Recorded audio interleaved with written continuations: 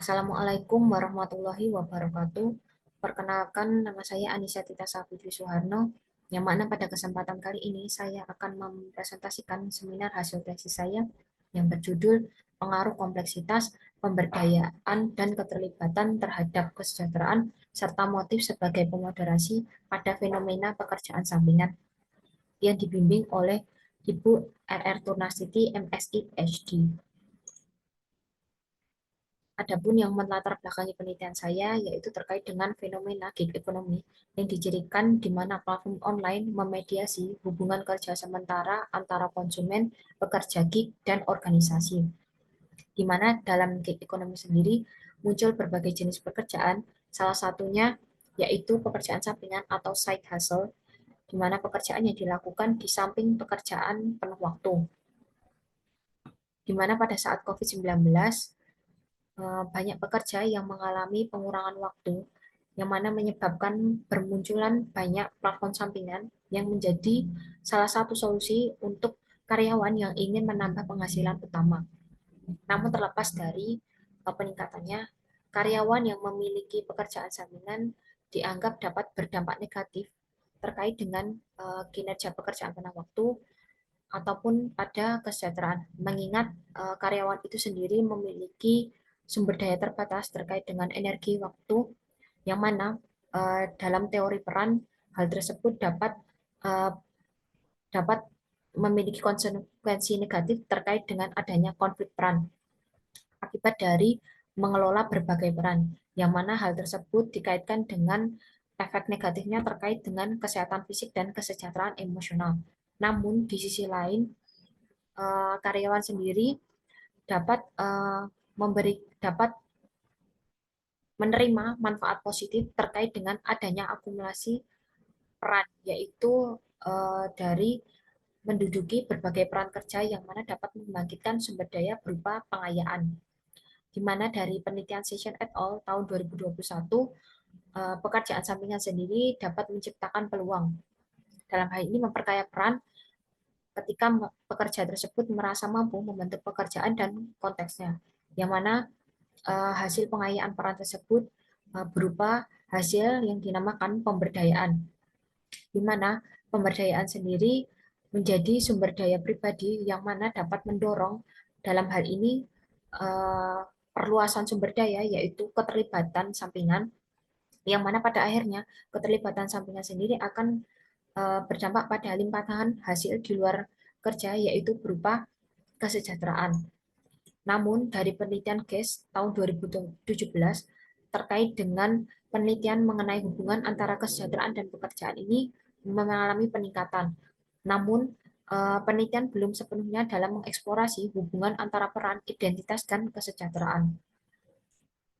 Di samping itu, penelitian ini juga ingin menangkap terkait dengan alasan seseorang tersebut ingin melakukan pekerjaan sampingan, yang mana dari teori karakteristik pekerjaan yang dikemukakan oleh Ekman dan Oldham tahun 1980, yang mana motif pekerjaan dan karakteristik pekerjaan akan berdampak pada kondisi psikologis selanjutnya, yaitu terkait dengan pemberdayaan.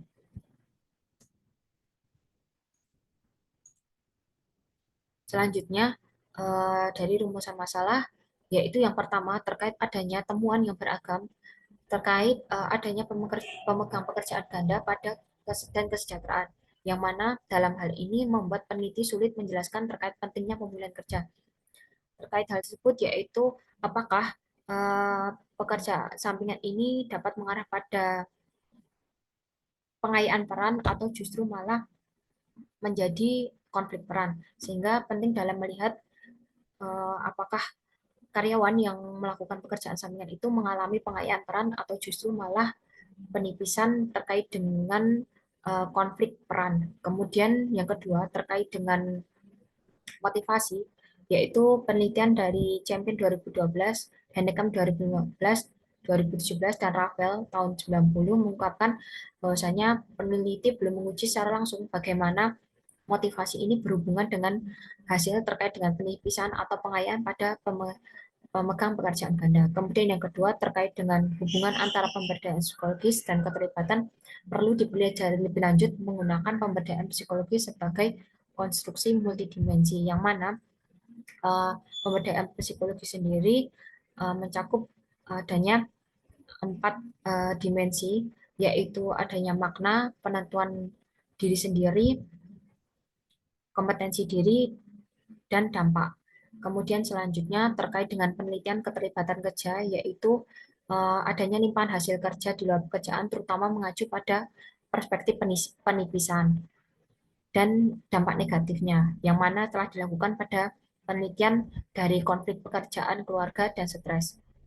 Sehingga dalam penelitian ini ingin mengungkap terkait dengan dampak dari keterlibatan kerja, yaitu terkait dengan limpahan hasil di luar pekerjaan, yaitu pada dampaknya pada kesejahteraan. Kemudian terkait kesenjangan empiris, fenomena karyawan yang terlibat dalam kesibukan sampingan, yang mana organisasi ini perlu aware terkait dengan banyaknya karyawan atau individu yang terlibat dalam kesibukan sampingan, yang mana secara kualitatif telah dijelaskan pengalaman mereka sehingga diperlukan adanya investigasi kuantitatif menurut Casa et al. 2018 dan Patrick Berry et al. Tahun 2019.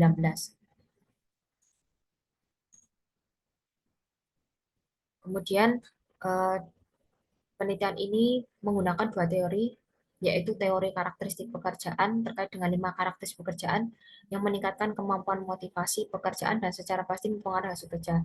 Kemudian ada teori peran yang mana terkait dengan pengalaman dalam satu peran dapat meningkatkan kualitas pengalaman dalam peran lainnya.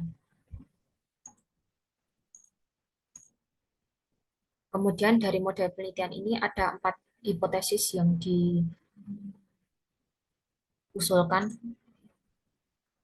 Kemudian penelitian ini merupakan penelitian kualitatif, explanatory, dan positivisme. Kemudian dalam teknik pengambilan sampel menggunakan probability sampling dengan pervasive sampling dengan 3 kriteria, yaitu harus memiliki pekerjaan sampingan, kemudian dalam melakukan pekerjaan penuh waktu minimal 8 jam per hari, kemudian dari pekerjaan sampingan rata-rata 3 malam atau lebih per minggu. Kemudian dari uji validitas yaitu menguji validitas konvergen dan diskriminan, kemudian dari reliabilitas yaitu menggunakan nilai dari kelompok alpha dan composite reliability, kemudian teknik pengumpulan data secara survei dan secara cross-seksional, dan secara teknik analisis data menggunakan CMPAS, serta dalam pengujian moderasi menggunakan two-way interaction yang dikemukakan oleh Baron dan Kenny tahun 1986. Kemudian di sini ada 5 variabel, yaitu kompleksitas pekerjaan, pemberdayaan psikologis, motivasi, keterlibatan kerja, dan kesejahteraan subjektif. Selanjutnya, bagian dari hasil dan pembahasan, penelitian ini berhasil menyebar kuesioner yang mana sebanyak 219. Namun dalam hal ini data yang bisa diolah yaitu sebanyak 205, di mana dalam data tersebut mayoritas responden adalah wanita, kemudian dari sisi usia mayoritas berusia sekitar 20 sampai 29 tahun, kemudian dari sisi tingkat pendidikan yaitu responden mayoritas eh, berlatar pendidikan S1 atau sarjana, kemudian dari responden sendiri terkait dengan banyaknya pekerjaan utama mereka mayoritas bekerja sebagai di sektor pendidikan. Kemudian rata-rata responden bekerja mayoritas 8 jam per hari. Kemudian dari responden sendiri jenis pekerjaan sampingan mayoritas mereka bekerja sebagai freelancer, yang mana mereka bekerja sampingan dari waktu 1 sampai 3 jam per hari. Kemudian berikut adalah tabel dari statistik deskriptif, yang mana dari statistik deskriptif sendiri bisa dilihat bahwa rata-rata responden setuju dari pernyataan dari masing-masing item kuesioner, yang mana dapat dilihat dari rata-rata besaran indikator yaitu 4,34. Kemudian eh, penelitian ini menggunakan teknik analisis data yaitu SMPLS, yang mana eh, langkah pertama yaitu pengujian outer model, yaitu pertama yaitu menguji validitas konvergen, yang mana dilihat dari nilai outer loading dan p-value, di mana dari tabel di sini dapat dilihat bahwasannya masing-masing item dari 5 variabel, yaitu sebagai contoh yaitu kompleksitas sampingan, item menunjukkan memiliki nilai lebih dari 0,7, sehingga dari item-item ini dapat dikatakan valid. Kemudian dari nilai p-value juga menunjukkan tingkat signifikansi 0,0. Kemudian selain melihat dari nilai outer loading, kemudian dapat dilihat juga nilai AFP-nya yang menunjukkan lebih dari 0,5, yang mana hal tersebut juga menyatakan bahwa item dari masing-masing yang membentuk variabel atau konstruk ini dinilai valid, sehingga dalam hal ini tidak ada item yang saya hapus.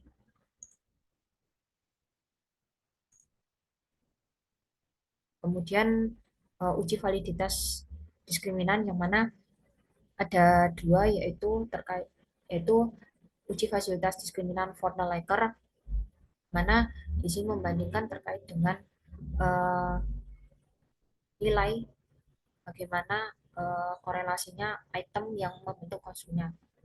Dari sini terlihat bahwasanya kompleksitas variabel kompleksitas sampingan banyak 0,761, yang mana ini lebih besar dari item-item di bawahnya. Kemudian selain dengan uji validitas diskriminan fundamental, Hare et al. Mengungkapkan perlunya pengujian validitas yang melihat nilai dari HTME, yang mana dinilai lebih sensitif. Di sini dapat kita lihat bahwasannya masing-masing item dikatakan divergen, atau yang mana memenuhi syarat dari yang telah ditentukan. Kemudian dari hasil uji reliabilitas dengan melihat nilai dari Cronbach alpha dan reliabilitas komposit. Kemudian dari sini dapat dikatakan bahwasannya kelima variabel dikatakan reliable dikarenakan lebih dari 0,7 dari yang telah dipersyaratkan untuk dikatakan reliable. Kemudian selanjutnya setelah pengujian outer model, dilakukan pengujian inner model, yang mana harus terkait dengan pengecekan apakah model sebelumnya dikatakan fit, perlu dicek terkait dengan adanya kolinialitas, sehingga dari sini terlihat bahwasanya tidak ada yang melebihi nilai 5,0, sehingga dapat dikatakan tidak adanya terjadi tidak ada terjadinya kolinialitas. Kemudian selanjutnya uji koefisien determinasi dan prediktif ini melihat terkait dengan uh, seberapa banyak pengaruh dari variabel eksogen ke endogen, yang mana dilihat dari R square dan Q square-nya, di mana dapat dilihat bahwasannya terkait dengan pengaruh dari kompleksitas sampingan terhadap pemberdayaan sampingan sebesar 0,477, dan uh, sisanya berarti dijelaskan oleh variabel lain di luar model. Kemudian uh, di sini dapat kita lihat bahwasannya pengujian goodness of fit, yang mana ada 5 kriteria, ada 6 kriteria, yaitu dilihat dari nilai APC, ARS, dan ARS, yang mana dari masing-masing ini dapat diberikan kesimpulan diterima dan ideal. Selanjutnya pengujian hipotesis, yang mana dilihat dari nilai beta dan p-value. Pertama, yaitu uji hipotesis untuk hubungan langsung. Saya dapat dilihat bahwa pengaruh kompleksitas sampingan dan pembahasan sampingan positif dan nilai p-value-nya 0,00. Kemudian eh, hubungan moderasi, yaitu motif sampingan memoderasi pengaruh kompleksitas sampingan terhadap pemberdayaan sampingan.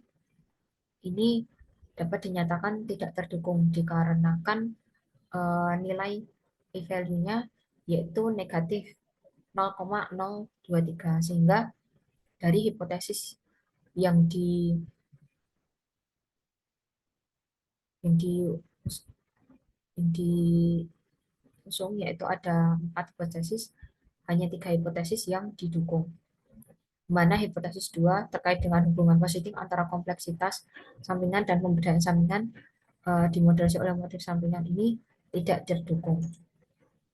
Selanjutnya terkait dengan temuan hipotesis 1, yaitu ini mendukung penelitian terdahulu bagaimana yaitu Seychelles et al. Terkait dengan terlibat dalam pekerjaan sampingan itu menciptakan peluang yang mana memperkaya peran ketika pekerja merasa mampu bentuk pekerjaan dan konteksnya, di mana salah satunya pekerja yang mana tidak mendapatkan otonomi pada pekerjaan pada waktu, dia dapat mendapatkan desain dapat mendapatkan otonomi di dalam pekerjaan sampingan sehingga dapat berdampak pada hasil yaitu kebermanfaatan kerja.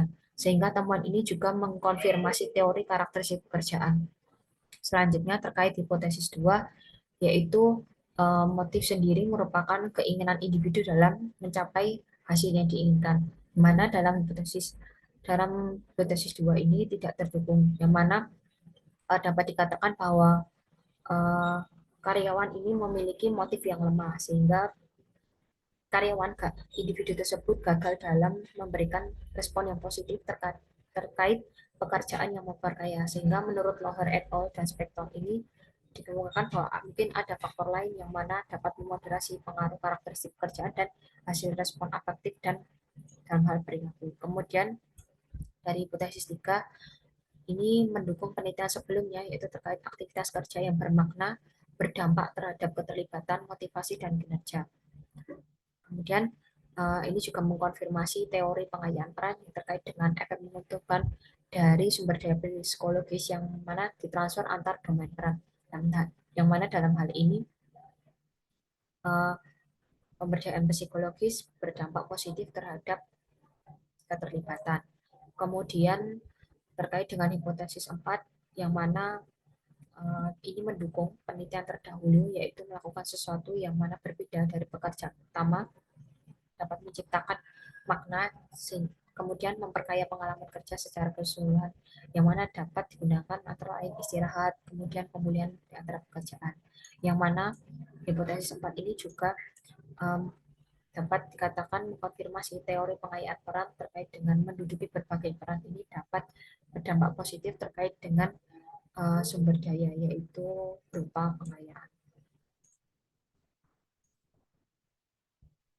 Kesimpulan yang dapat diambil dari penelitian ini terkait adanya yaitu kompleksitas sampingan memiliki pengaruh positif pada pemberdayaan sampingan, di mana dapat dikatakan bahwa karakteristik pekerjaan dari pekerjaan sampingan seperti salah satunya otonomi ini memang dapat berdampak positif terhadap kebermanaan, yang mana selama pekerjaan sampingan itu memberikan kebebasan terkait dengan kapan, apa, dan di mana bekerja dalam melakukan pekerjaannya. Kemudian terkait dengan hasil penelitian motif sampingan tidak memoderasi hubungan antara kompleksitas sampingan dan pemberdayaan sampingan, yang mana dalam penelitian ini melihat terkait adanya bahwasannya responden ini memiliki motif yang sama, sehingga dari motif tersebut dapat dikatakan responden ini memiliki reaksi yang negatif terkait dengan pekerjaan yang memperkaya, sehingga dapat ditambahkan pula terkait dengan responden mayoritas memiliki motif dalam melakukan pekerjaan sampingan terkait dengan menambah penghasilan utama, sehingga hal tersebut dapat mengarah pada penipisan sumber daya, yang mana hal tersebut dikarenakan pekerja hanya ingin mencapai tujuan sematanya, tidak melihat adanya pekerjaan memperkaya sebagai peluang dalam memperkaya peran terkait dengan penambahan pengetahuan ataupun peluang skill, yang mana akan berbeda jika motif tersebut yang mendominasi dari karyawan tersebut. Kemudian terkait ketika pemberdayaan sampingan memiliki pengaruh positif pada keterlibatan sampingan, yang mana pemberdayaan sampingan ini merupakan uh,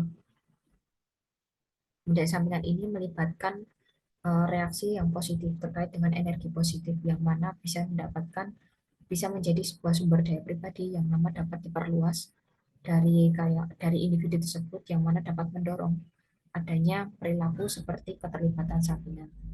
Kemudian yang keempat terkait dengan keterlibatan sampingan sendiri memiliki pengaruh positif pada kesejahteraan, di mana dalam hal ini keterlibatan sendiri merupakan bentuk perilaku positif, yang mana hal ini dapat berdampak ke limpahan positif terkait dengan hasil di luar kerja, yang mana dapat meningkatkan kesejahteraan dari karyawan tersebut, yang mana bisa jadi akan berpengaruh juga pada kinerja pekerjaan utamanya, karena kesejahteraannya meningkat. Kemudian dari implikasi teoritis uh, yang mana terkait dengan pekerjaan sampingan ini dapat menciptakan peluang untuk memperkaya peran ketika pekerja merasa mampu membentuk pekerjaan, serta konteksnya yang mana mendukung penelitian sebelumnya yang dilakukan oleh Session et al. Terkait karyawan yang menduduki berbagai peran dapat memperkaya peran dengan melakukan pekerjaan sampingan. Kemudian dari teoritis sendiri terkait dengan belum menguji secara langsung bagaimana motivasi berhubungan dengan hasil terkait penipisan atau pengayaan pada pemegang pekerjaan ganda. Dari hasil penelitian mengungkapkan bahwasannya responden memiliki motif yang lemah, sehingga dalam hal ini hipotesis 2 tidak terdukung, dikarenakan motif lemah ini membuat adanya respon yang sangat lemah terkait dengan responden dalam melihat pekerjaan yang memperkaya.